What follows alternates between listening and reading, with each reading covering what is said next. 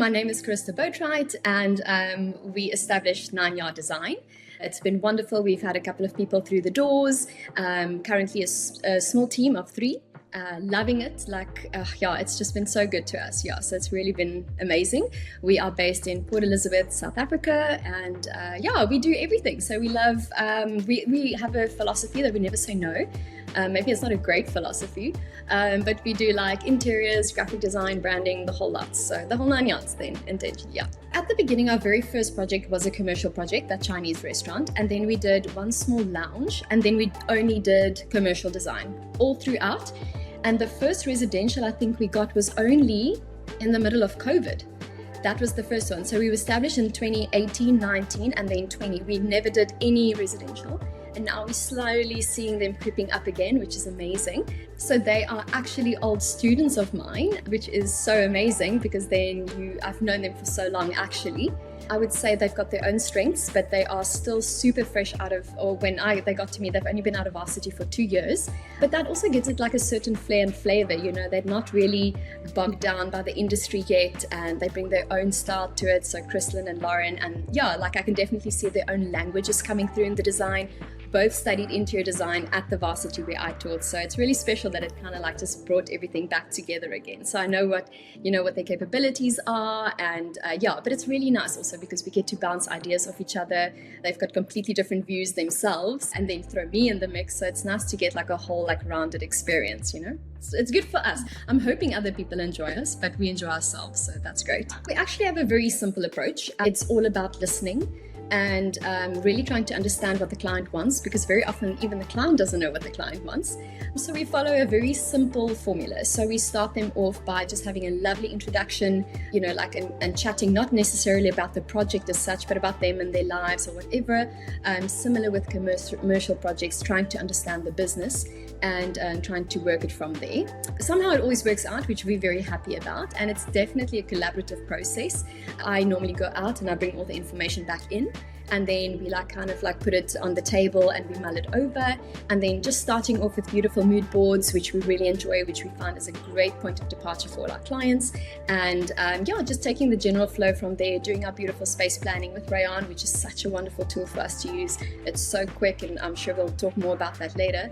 Just honestly, having the right team has been so good in understanding different needs, because they also sometimes pick up things that I don't pick up. So I think just like really intently listening to our clients and making the process enjoyable. I think sometimes even if we bring something back, it doesn't happen often, but if we bring something back and the client's like, oh, that wasn't completely what I expected, they must still enjoy that process. So even though it is reiterative, it's nice for them also to feel part of it and to make their own mark on it and to personalize the project to some extent as well, to get involved. Some people want to be involved and others don't. So it's also interesting to understand the dynamic between the different clients and what their needs and wants are. It's so funny because one of my favorite projects that we've ever done is actually a residential project that we're busy with right now. So it's nearly there, and it's in a game reserve here in Port Elizabeth. And it's just beautiful out there. And it's actually a project where the client didn't have any comebacks. He was like, love it, let's do it.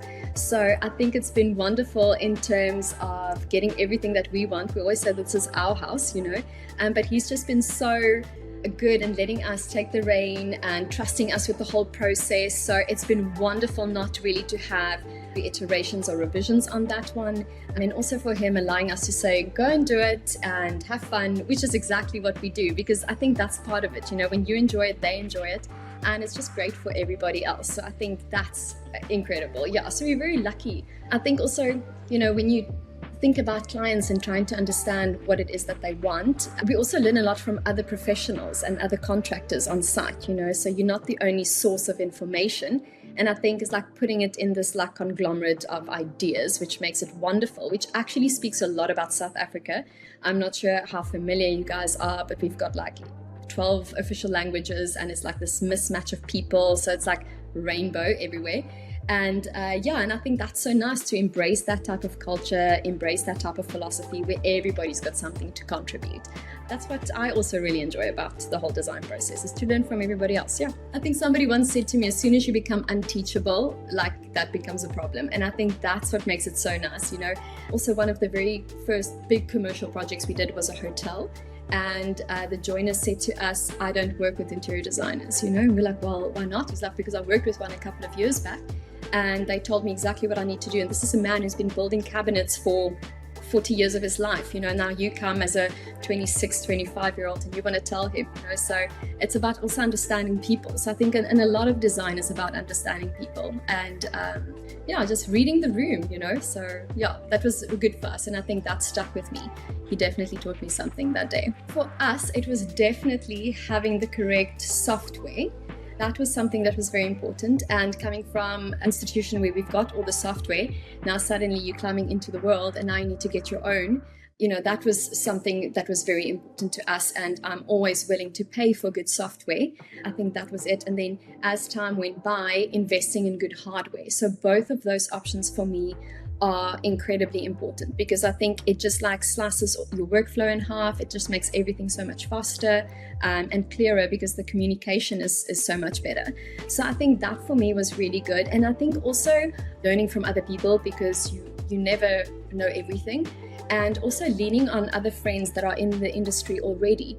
And I think coming from the university, it's nice because, yes, some of these individuals might be competition, but we don't really see it like that. And it's more like us phoning and saying, listen, where do I get this? Where can I find this? Can you make me this? So it's been really nice just to lean on other people in the industry. They, particularly in my city, people always complain and say, we don't have enough jobs here because it's quite small. It's a small town, but we really do. And I think it's all just there's a place for everybody under the sun. And I think once you embrace that and realize that we're all here to do the same thing, and everybody else has got a different opinion, and you can learn from it and take the good from it, it really makes it so enjoyable. So I think, those things are very important to me. And again, I'm not sure it's because I've got one foot in academics and one in practice, where old students feel free to say, oh, but Charista, how do we do that? And being able to share that with them, for me, is really special, having that community. And I think sometimes, particularly here, I can't speak for everybody, you get bogged down by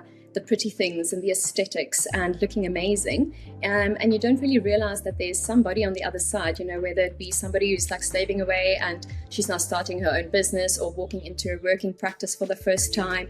So just really to understand what other people feel like in that situation, and realizing we're all there at some point, and why not make it better and easier for other designers to stand on your shoulders and reach their dream, so it's nice for everybody. If one person makes it, we all make it, so that's good. I come from a CAD background, and when I first saw Rayon on my Instagram, I thought, my goodness, this looks amazing. So kudos to whoever does your marketing.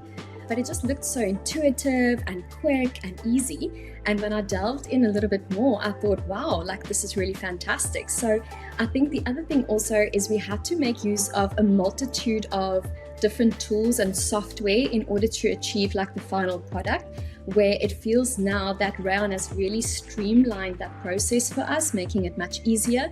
And specifically the collaborative features. I know whenever I'm online and I see somebody else, we play with our cursors and we're yay, we're all here, and then move on to do the work, which is really lovely, particularly when we have tight deadlines. The way that we first got into Rayon is I've been seeing it on my Instagram, and I thought, wow, this looks great, but we'll get there. And price-wise, for me, it was really good, and it suited what our office could afford at the time. And from there, we had a serious deadline that we had to reach. And I said to myself, cool, I'll give this to the team, and then they'll take from Monday to Friday and hopefully finish. And I think by Wednesday morning, they were ready to show it and to get a crit session on it and get some feedback.